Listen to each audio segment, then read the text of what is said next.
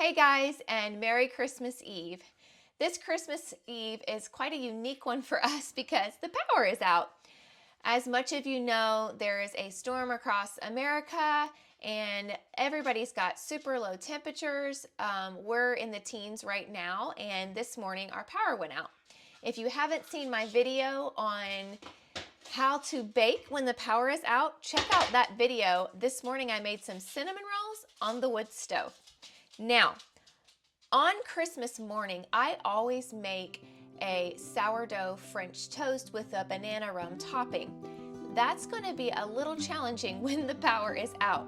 However, we're still going to give it a try, and we're going to cook it the way we did the cinnamon rolls on our wood stove.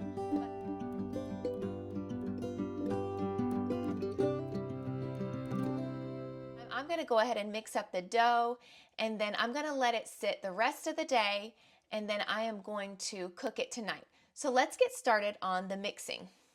If you haven't checked out my blog, www.lifewithaprons.com, on there I have an easy sourdough recipe. It's no knead, and it's probably the easiest recipe I have ever come across.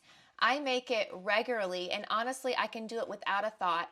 You mix it up, let it sit for about 8 hours, and then you cook it, and it's really that simple. So we're going to make that this morning. You want to make sure that when you're making sourdough bread, you're starting with an active sourdough. What does that mean? Well, I have my sourdough right here in this glass jar. I fed my sourdough last night in preparation to make sourdough this morning, and I'm going to hold it up and see if you can see the bubbles in there. That lets you know that it is an active sourdough, those yummy bubbles. I'm gonna start by adding 1 cup of sourdough to my bowl. Normally I would do it in the mixer, but again, the power's out, so we're just gonna do all this by hand. So I'm gonna go ahead and put 1 cup of sourdough in the bowl. Okay. Now, I'm going to add my water. You're going to need 2.5 cups of water. And then we're going to add 2.5 teaspoons of salt.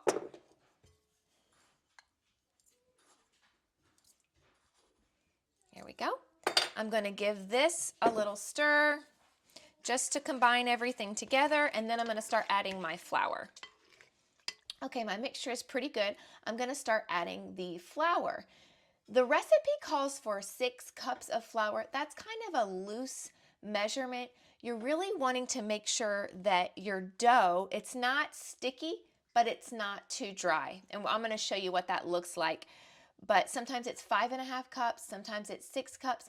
It really depends on the hydration of your sourdough as to how much flour you're going to need, but 6 cups is kind of a general rule. So we're going to go ahead and start adding the flour.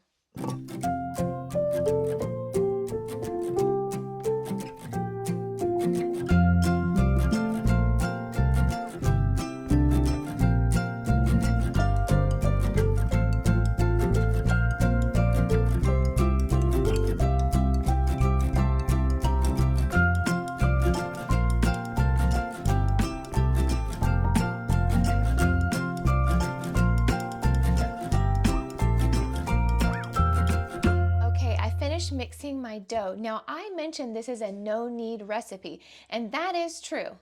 I used my hands at the end just to mix it. It was a lot easier than trying to use the spoon and get it all incorporated. I wasn't necessarily kneading, I was just trying to mix it all together.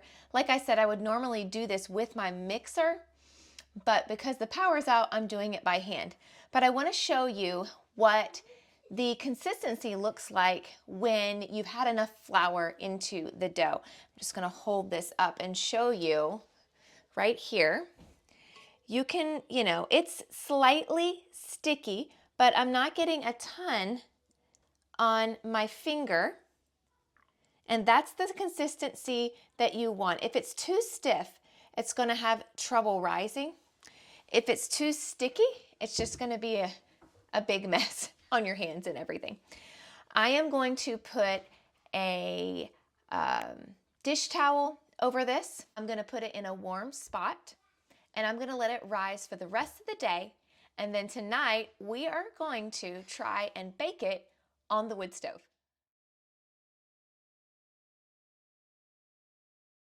My bread has been rising for actually more than 8 hours. I had originally wanted to make it last night, but we went to our Christmas Eve service, and by the time we got home, it was dark. Animals needed to be taken care of. It was freezing, and we were just trying to get the house warm and get everybody in the bed. So I woke up this morning, and I'm gonna go ahead and bake it now. I'm gonna take my cloth that I used to cover it and just lay it over 2 bowls here.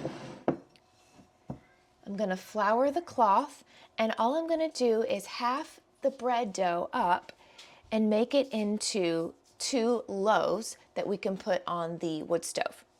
All right, the pot has been heating up. I actually have a pot inside of this pot, and we're gonna pull that out and just put the bread. You can see I've laid a pot on top of a grate, and I'm gonna pull this pot out. I'm gonna lay this over here, and we're gonna go ahead and put the bread inside of this heated pot here. Take my gloves off. Okay, I've got my bread. I'm just gonna flip it gently into the pot there. I'm gonna slash the top. Let's see.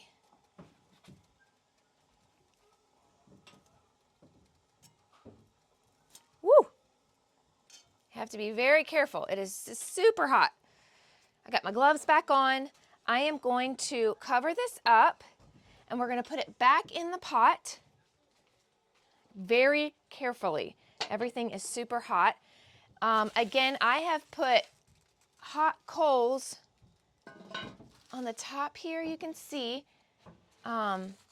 there's the hot coals to try to make it into like a little mini oven, and we are going to see how that works. So our power did come back on last night, but I thought it would be really cool to give it a try and just see if we could cook bread on the wood stove. I have 1 loaf in the oven upstairs, and I'm cooking the other loaf on the wood stove here, and we're going to compare the two and just see the difference between cooking it on a wood stove in a mini oven and cooking it in the actual oven upstairs. It's been 20 minutes. Usually when I make sourdough bread, I set the oven at 400 degrees for 20 minutes. Then I take the lid off and I cook it for another 20 minutes. This one, like I said, has been cooking for 20 minutes, so we're gonna check on the inside and see if it's ready for the lid to be taken off. So we're, again, carefully take off the lid. Okay, let's see inside here. So this one doesn't look like it's ready for the lid to be taken off. I'm gonna keep it in there a little bit longer. I'm gonna add another 10 minutes, and then I'm gonna come back and check it. But it is cooking. It's just cooking at a little bit of a slower rate.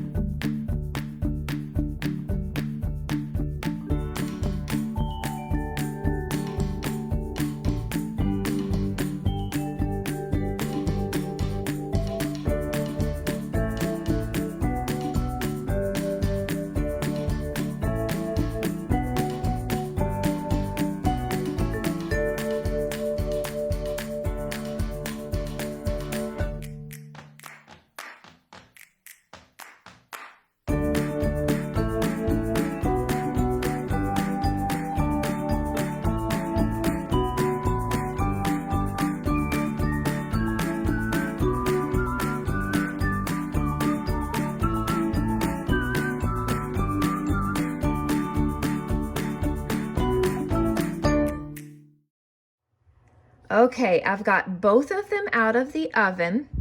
This one over here was on the wood stove, and this one was in our regular oven. And I'm actually surprised because this one looks a little bit better than the one that came out of the oven. Now, I will say our oven has been acting up slightly, but I had this one baking at 400 degrees. I have no clue what the degrees was on this one because, you know, it was on the wood stove. This one over here cooked a little bit longer. It was closer to an hour, whereas this one was only 40 some minutes. But all in all, let's zero in on the one that was on the wood stove. It looks really good. I'm gonna slice it and see what it looks like on the inside.